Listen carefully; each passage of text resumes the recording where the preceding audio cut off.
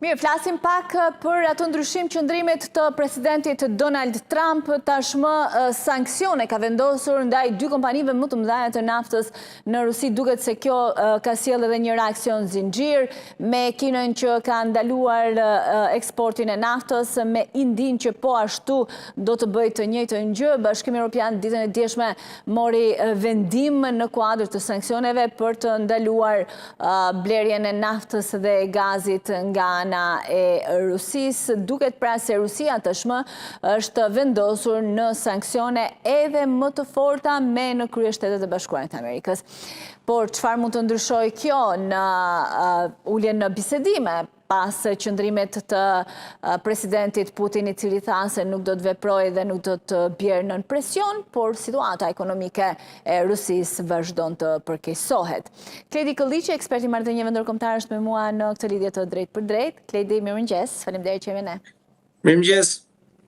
Duket se në qëndrimet të ndryshme të zotit Trump, kur vjen puna më pas në fund tek vendimet, ato janë të forta. Si ai që ndodhi me Iranin, për shembull, që e bombardoi, por edhe me Rusin, sanksionet e vendosura dhe presioni që po i bëhet Kinës dhe Indis, por edhe Europës, për blerjen e naftës dhe gazit, ndoshta është një strategji që mund të rezultojë produktive, apo ja?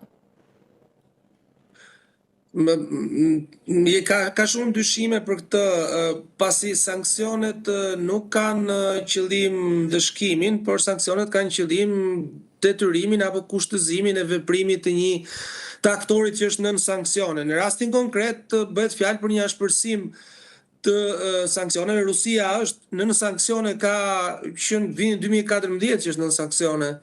Dhe nuk është gjë e re për Rusinë, aq më pak për ekonominë ruse. Rusët janë përgatitur për këtë situatë, kanë përdorur shumë mekanizma dhe nuk është e thënë që thosh ekonomia ruse të goditet nga kriza apo nga sanksionet, sidomos ato që ka të bëjë me naftën.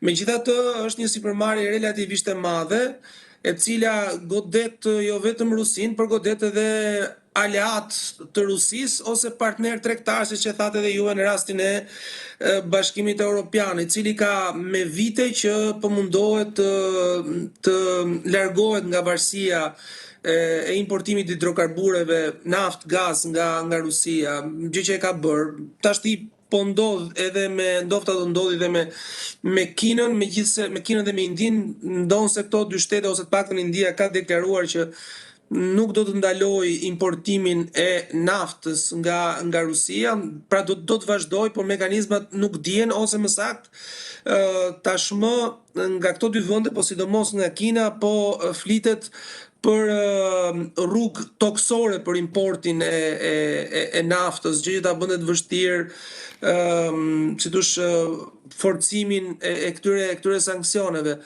Problemi më i madh qëndron, kam përshtypjen, me kompanitë europiane ose me ato kompani të cilat i ndjejnë më tepër presionet amerikane. Kjo është situata, por në terma afatgjatë nuk e shoh si në si diçka që do ta vërë Rusinë në një presion shumë të madh.